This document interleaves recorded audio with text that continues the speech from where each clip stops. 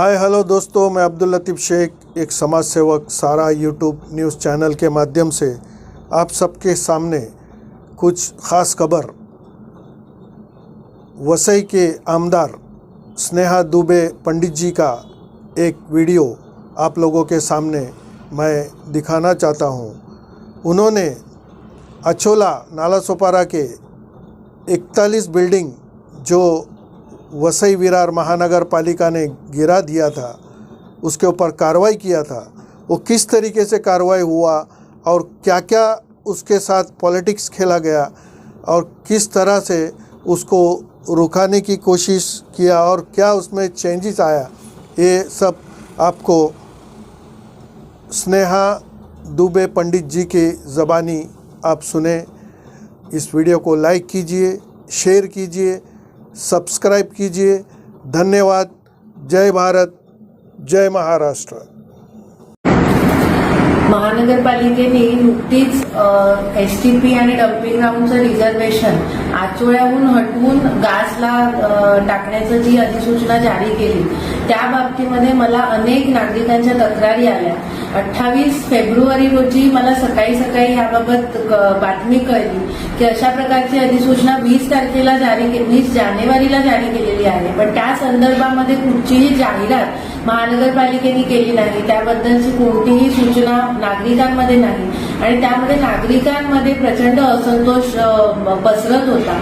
ह्याची दखल घेऊन 28 फेब्रुवारीलाच मी तात्काळ विधानसभेमध्ये अधिवेशन सुरू होत आहे त्याच्या पूर्वतयारीच्या बैठकीमध्ये असतानाच एक पत्र लिहिलं आणि तीव्र आक्षेप महानगरपालिकेकडे नोंदवला आणि ते महानगरपालिकेकडे पत्र पाठवलं आयुक्तांसाठी। आणि त्यानंतर 3 मार्च रोजी मी पहिल्याच दिवशी अधिवेशनाच्या माननीय मुख्यमंत्री देवेंद्रजी फडणवीस यांची भेट घेतली आणि त्यांच्या लक्षामध्ये हा विषय आणून दिला की ज्या गोष्टीसाठी आचोळ्यामधल्या 41 बिल्डिंग तोडल्या गेल्या की एसटीपी आणि डम्पिंग ग्राउंडचं रिझर्वेशन त्या जागी आहे आणि ती जागा महानगरपालिकेला डम्पिंग ग्राउंड आणि एसटीपी साठी आवश्यक आहे, अशा प्रकारचे ऍफिडेव्हिट महानगरपालिकेने हायकोर्टामध्ये केलं आणि त्याची दखल घेऊन हायकोर्टाने त्या बिल्डिंग निष्कासित करण्याचा आदेश दिला।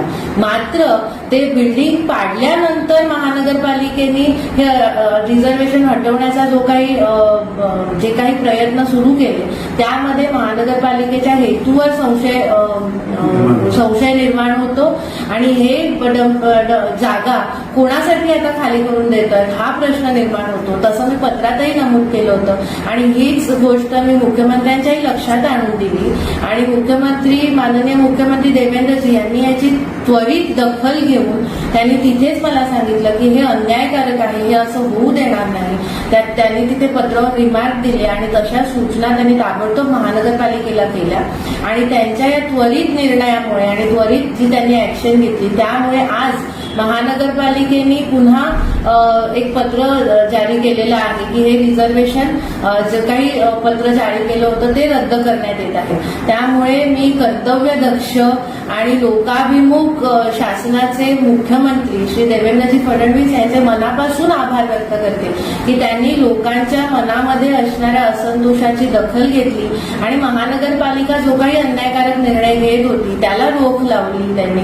त्यामुळे मुख्यमंत्र्यांचे संपूर्ण वसईकर जनतेच्या वतीने मी आभार व्यक्त करते आणि अशाच पद्धतीने लोकांनी जागरूक राहून लोकांच्या प्रश्नांवरती आवाज उठवण्याची विनंती मी सगळ्याच लोकांना करते आणि मी लोकप्रतिनिधी म्हणून नेहमी वसईकरांच्या सोबत राहीन।